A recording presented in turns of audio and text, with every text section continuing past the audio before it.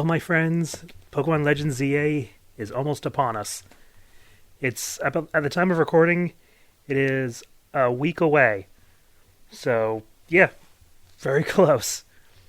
So, I've actually been kind of keeping away from a lot of the footage that they've been revealing.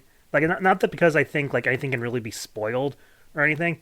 It's just I just want to experience as much as I can for myself. It's usually what I do.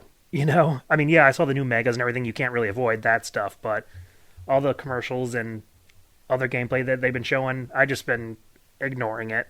I just want to experience things for myself. I still don't know who I'm going to pick for my starter. Like, I was sure that if these three had megas, they would show them before the game released, and maybe they will. There's still time. But as of right now, at time recording, they have not revealed any new forms for the starters. There's rumored that they were going to have megas, but they haven't been revealed, and that was going to be a huge determining factor on who I'm going to pick. So I have no idea who I'm going to choose. I have reason to choose each of them. Even if they didn't have megas, it would still be a really hard choice for me. I've already did a whole video on this, but anyway. So what are my expectations going into this? Well, as with any Pokemon game, my expectations are set low. It's not because I expect them to be bad or anything. It's because I usually go into things with low expectations.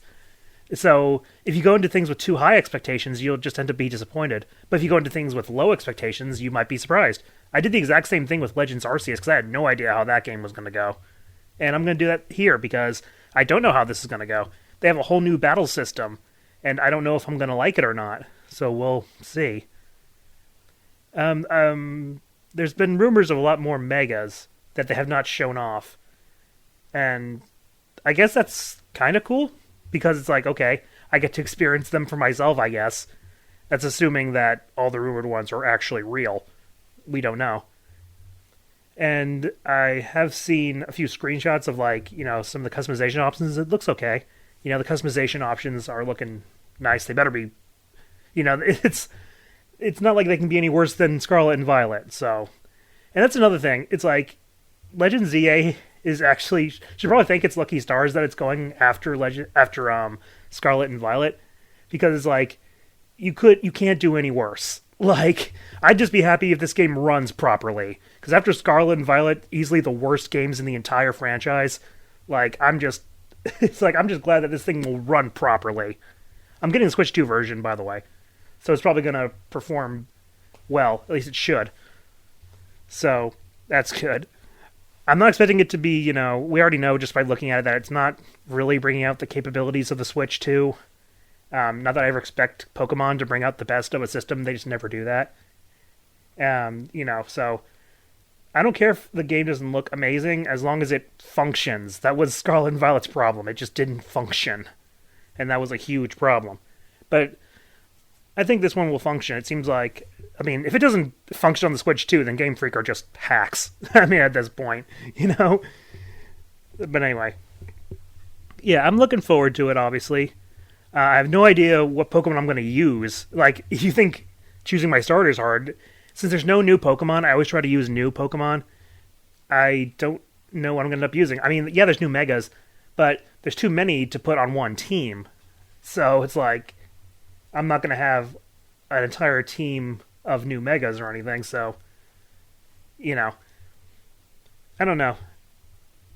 I'm just going to have to go around and see what I can find. When I played Legends Arceus for the first time, I think that was the first playthrough where I was like constantly switching out my Pokemon because I kept catching new ones.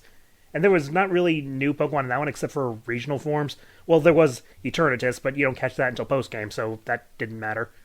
So, I'm just going to wing it, just like I did with Legends Arceus. Maybe I'll switch out a ton of Pokemon. If I come across one, I'm like, ooh, there's one I love. I'm going to use that. We'll just have to wait and see. But, it's a new Pokemon game, new journey. It's always exciting. Hopefully I enjoy it. Hopefully other people enjoy it. Hopefully it's not a total disaster like Scarlet and Violet were. And yeah, I guess we'll find out. And I'll let you guys know what my thoughts are once I play it. I'll probably do a first impressions video and then maybe a full review.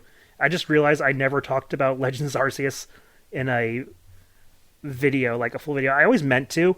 I always meant to do a full review and say why I loved it and why it was like my favorite Pokemon game of the Switch generation. But there's like no point in making that now because the time has passed. Everyone knows it's probably the best Pokemon game we got on the Switch. Because they at least tried something new. It worked. It was fun. It was the first time in a long, long time that I played a Pokemon game where I didn't know what was going to happen because it's like, okay, I know what I'm going to do. In most games, you got to pick your starter, beat the gym leaders, beat the evil team, have some kind of cutscene with the legendary, and beat Elite Four, become champion. We've been doing this for decades now. Not very exciting. But Legends Arceus was not like that. So it was the first time I was actually engaged, with the game a lot more because I didn't know what was going to happen. So, and this is kind of the same way.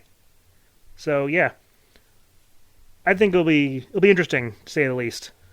But let me know what you guys think, and I'll see you next time.